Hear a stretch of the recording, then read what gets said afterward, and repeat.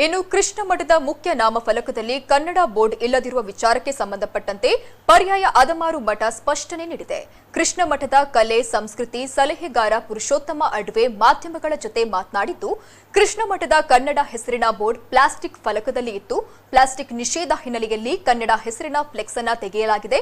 ಈಗಾಗಲೇ ತೆಗೆದು ಮೂಲ ತುಳು ಮತ್ತು ಸಂಸ್ಕೃತದಲ್ಲಿ ಮರದ ನಾಮಫಲಕ ಅಳವಡಿಸಲಾಗಿದೆ. ಒಂದೇ ಫಲಕದಲ್ಲಿ ಕನ್ನಡ, ತುಳು ಮತ್ತು ಸಂಸ್ಕೃತದ ಫಲಕ ಅಂದ ಹಾಳು ಮಾಡುತ್ತೆ. ಈ ಹಿನ್ನೆಲೆಯಲ್ಲಿ ತುಳು ಮತ್ತು ಸಂಸ್ಕೃತ ಫಲಕ ಮೊದಲು ಅಳವಡಿಸಲಾಗಿದೆ. ಇನ್ನು ಲಕ್ಷ ದೀಪೋತ್ಸವದ ಹಿನ್ನೆಲೆಯಲ್ಲಿ ಕನ್ನಡ ಫಲಕ ಅಳವಡಿಕೆ ವಿಳಂಬವಾಗಿದೆ. ಈಗಾಗಲೇ ಕನ್ನಡ ಭಾಷೆಯ ಮರದ ನಾಮಫಲಕ ಕೆತ್ತನೆ ಪ್ರಕ್ರಿಯೆ ಮುಕ್ತಾಯ ಹಂತದಲ್ಲಿದೆ. ಕೆಲವೇ ದಿನದಲ್ಲೇ ಮುಖ್ಯ ದ್ವಾರದಲ್ಲಿ ಕನ್ನಡ ನಾಮಫಲಕ ಅಳವಡಿಸಲಾಗುವುದು ಅಂತ ಅವರು ಹೇಳಿದ್ರು. ಮಾಡ್ಲಿಕ್ಕೆ ಹೇಳಿದ್ರು.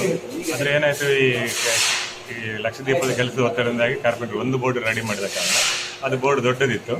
ಅದರಲ್ಲಿ ತುಳು ಮತ್ತೆ ಸಂಸ್ಕೃತ ಭಾಷೆ. ತುಳು ಯಾಕೆ ಬರೆದಿಲ್ಲ ಅಂತ ಹೇಳಿದ್ರೆ, ತುಳು ಈಗ ತುಂಬಾ ನಿರ್ಲಕ್ಷ್ಯಕ್ಕೆ ಒಳಗಾಗ್ತಿದೆ. ಹಾಗಾಗಿ ತುಳು ಲಿಪಿನ ಪರಿಚಯ ಆಗಬೇಕು.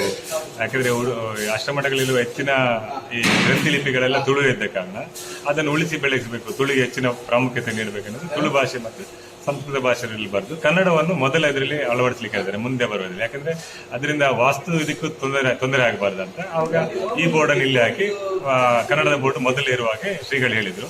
ಆದರೆ ನಾವು ತಯಾರು ಮಾಡೋ ಸಂದರ್ಭದಲ್ಲಿ ಲಕ್ಷದೀಪದಲ್ಲಿ ಮೊದಲ ಬೋರ್ಡನ್ನು ಅಳವಡಿಸಿದ್ರು. ಇನ್ನೊಂದು ಬೋರ್ಡನ್ನು ಅಳವಡಿಸುವ ಪ್ರಕ್ರಿಯೆ ಈಗಾಗಲೇ ನಡೆಯಬೇಕಷ್ಟೇ.